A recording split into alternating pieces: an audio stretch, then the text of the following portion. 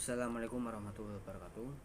Perkenalkan, kami dari kelompok 6 Hukum Perjanjian dan Perikatan akan mempresentasikan tentang pelaksanaan perjanjian dan berakhirnya perikatan. Arti pelaksanaan perjanjian dan penafsiran isi perjanjian yaitu perjanjian adalah suatu perbuatan di mana salah satu seorang atau lebih mengikat diri terhadap satu orang atau lebih,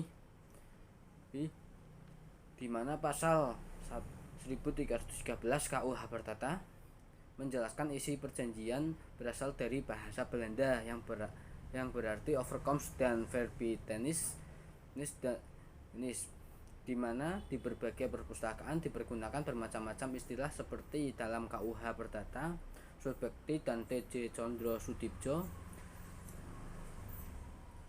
Digunakan istilah perikatan untuk verbitennis dan perjanjian overkomst Untrek dalam buku pengantar hukum Indonesia menggunakan istilah perutangan untuk verbitennis dan perjanjian untuk overkomst.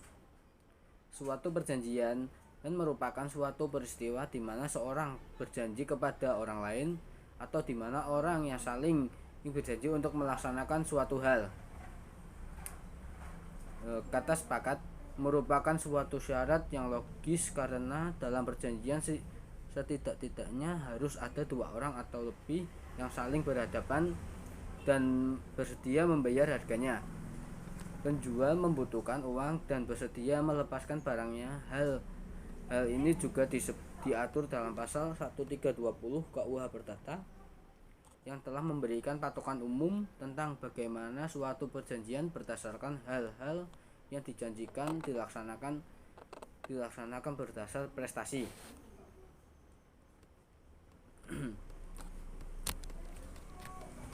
Perjanjian dibagi atas 3 macam, yaitu perjanjian untuk memberikan atau menyerahkan suatu barang, 2 perjanjian untuk untuk berbuat sesuatu, 3 perjanjian untuk tidak berbuat sesuatu. Ada beberapa asas perjanjian untuk dikumpulkan di dalam hukum perikatan, dan diantaranya dengan sebagai berikut. 1. Asas konsensualisme seperti yang diatur dalam pasal 1320 KUHP Perdata. Asas konsensualisme ini adalah bahwa lahirnya kontrak ialah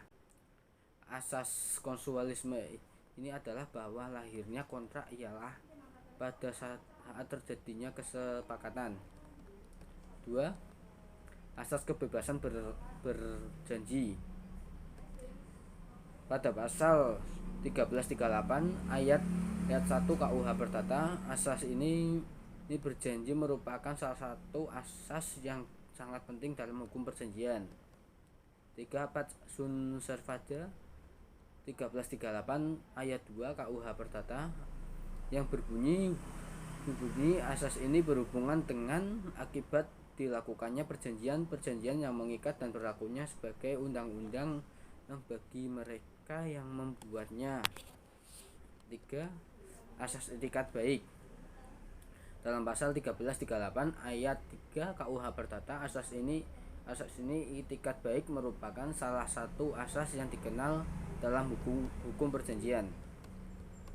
Selanjutnya, kebebasan berkontrak memberikan jaminan kebebasan kepada seseorang untuk secara bebas dalam beberapa hal yang berkaitan dengan perjanjian. Di antaranya 1. Bebas menentukan apakah ia akan melakukan perjanjian atau tidak. 2. Bebas menentukan dengan ia siapa akan melakukan perjanjian. 3. Bebas menentukan isi klausul perjanjian. 4. Bebas menentukan bentuk perjanjian dan bebas lainnya yang tidak bertentangan dan peraturan perundang-undangan. Selanjutnya yaitu asas iktikat baik. Asas iktikat baik merupakan prinsip utama di dalam setiap tahapan kontrak untuk menciptakan keadilan bagi para pihak. Asas iktikat baik tertuang dalam pasal 1338 KUH Perdata yang berbunyi, Semua persetujuan yang dibuat sesuai dengan undang-undang berlaku sebagai undang-undang bagi mereka yang membuatnya. Persetujuan ini tidak dapat ditarik kembali selain dengan kesepakatan kedua belah pihak atau karena alasan-alasan yang ditentukan oleh undang-undang. Persetujuan harus dilaksanakan dengan iktikat baik. Jadi, apabila dilihat dari ketentuan pasal tersebut, iktikat baik merupakan prinsip yang wajib dipenuhi oleh para pihak bersepakat di dalam perjanjian. Dalam pengertian subbekti mengemukakan bahwa terdapat dua jenis asas iktikat baik, yaitu yang pertama ada iktikat baik subjektif. Iktikat baik subjektif maknanya kejujuran. Kejujuran harus ada sebelum perjanjian dilaksanakan oleh para pihak. Artinya, pada tahap pro-kontraktual telah ada iktikat baik subjektif, sedangkan iktikat baik objektif ada pada tahap kontraktual. Yang kedua ada iktikat baik objektif. Maknanya yaitu kepatutan dan berada pada tahap kontraktual. Hal ini terjadi karena masa tahap kontraktual isi perjanjian yang berupa hak dan kewajiban harus dilaksanakan dengan iktikat baik pula. Pada tahap kontraktual ini, yang wewenang menilai apakah dalam perjanjian ada kepatuhan atau tidak adalah hakim. Iktikat baik objektif bertujuan untuk menyelesaikan sengketa tentang isi atau hak dan kewajiban dalam perjanjian. Selanjutnya pada pasal 1338 ayat 3 KUH Perdata menyatakan bahwa kontrak harus dilaksanakan dengan iktikat baik atau Gedertrouw. Undang-undang harus menyatakan bahwa kontrak harus dilaksanakan dengan iktikat baik, tetapi tidak menentukan tahap pro-kontraktual, kontraktual, atau pasca kontraktual. Jadi, dapat disimpulkan bahwa iktikat baik harus sudah ada sejak tahap pro-kontraktual sama pasca kontraktual. Perjanjian dengan iktikat baik adalah bagi para pihak dalam perjanjian terdapat suatu keharusan untuk tidak melakukan segala sesuatu yang tidak termasuk dalam akal sehat, yaitu tidak bertentangan dengan norma kepatutan dan kesusilaan. Kemudian, kendala pelaksanaan perikatan yang dipengaruhi oleh faktor internal dan faktor eksternal. 1. Faktor internal. Tidak semua debitur mempunyai itikat baik yang menyebabkan tidak melakukan kewajibannya sehingga menimbulkan wan prestasi, serta adanya ketidakseimbangan hak yang mana debitur lebih tinggi kedudukannya dibandingkan kreditur. 2. Faktor eksternal. 1. Terjadinya wan prestasi. 2. Terjadinya force majeure, di mana debitur terharang dalam melakukan prestasinya karena keadaan yang tidak terduga. Resiko dalam perikatan dalam Kitab Undang-Undang Hukum Perdata dibagi menjadi 4. 1. Berdasarkan pasal 1237 KUH Perdata, resiko berada di pihak yang menerima kewajiban. 2. Berdasarkan pasal 1460 KUH Perdata, resiko berada di tangan pembeli walaupun barang belum diserah terimakan. 3. Berdasarkan pasal 1553 KUH Perdata, resiko barang ditanggung oleh pemilik barang. 4. Perikatan pinjam pakai, resiko ditanggung peminjam.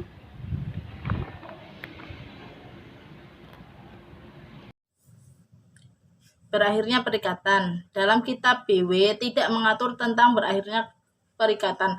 Namun dalam bab 4 buku 3 KUH Perdata pasal 1381 mengatur tata cara hapusnya perikatan yang lahir dari perjanjian ataupun dari perbuatan melanggar hukum.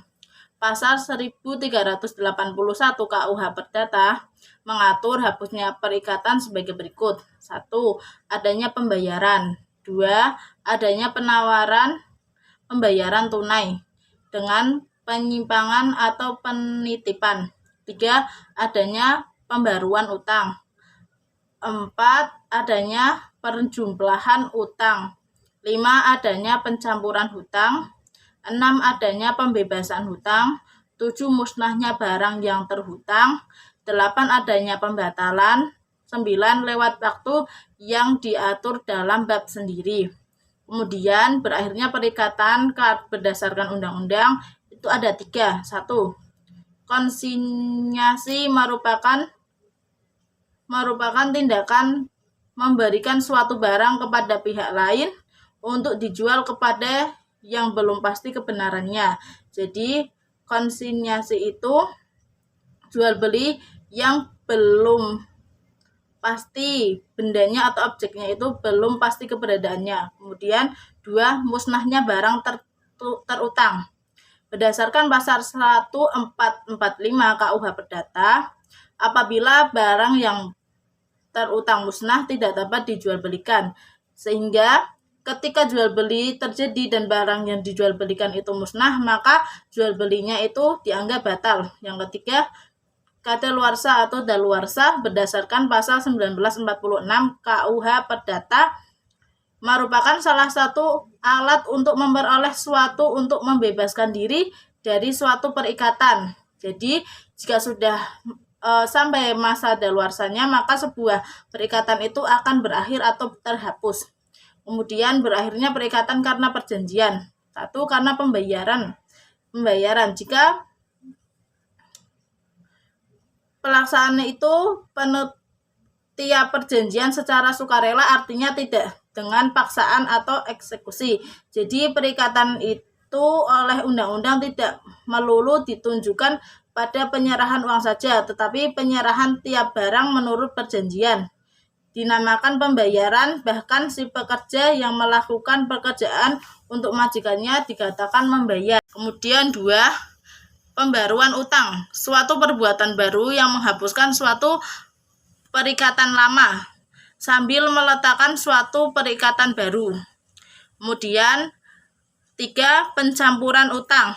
Ini terjadi jika si berutang kawin dalam percampuran harta kekayaan dengan si berhutang, atau dengan si berhutang menggantikan hak-hak si berhutang karena menjadi warisan atau sebaliknya. Jadi percampuran utang itu jika ada terhutang dan penghutang itu akhirnya kawin dan akhirnya hartanya menjadi satu, atau mencampurkan harta kekayaan dengan utang, maka utangnya dianggap sudah sah. Kemudian pembebasan utang. Pembebasan ini diterima baik si berhutang, sebab ada juga kemungkinan seorang yang berhutang tidak suka dibebaskan dari hutangnya. Jadi pembebasan hutang itu harus diterima sukarela antara kedua belah pihak, terhutang dan yang berhutang dan yang memberikan hutang. Kemudian 5, pembatalan utang. Akan tetapi dalam hal yang dimaksud oleh undang-undang itu untuk menjaga ketertiban umum, sebagaimana halnya dengan perjanjian-perjanjian yang mempunyai sebab yang bertentangan dengan undang-undang, kesusilaan atau ketertiban umum, maka pembatalan ini dapat dimintakan oleh siapa saja asal mempunyai kepentingan. Yang keenam, berlakunya syarat batal. Syarat batal merupakan suatu batasan bila mana salah satu pihak tidak melakukan kewajibannya, maka pihak lain dalam perjanjian tersebut bisa membatalkan secara sepihak. Cara hapusnya perikatan.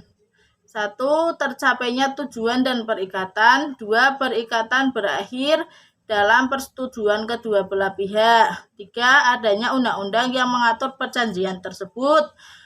4, adanya waktu yang ditentukan oleh para pihak ketika pembuatan perjanjian. 5, adanya waktu keputusan hakim yang menyatakan berakhirnya perikatan di antara dua belah pihak. Kemudian diputuskan oleh salah satu pihak jika salah satu pihak tidak melakukan prestasi yang telah disepakati bersama, maka pihak lain tidak wajib melakukan prestasi.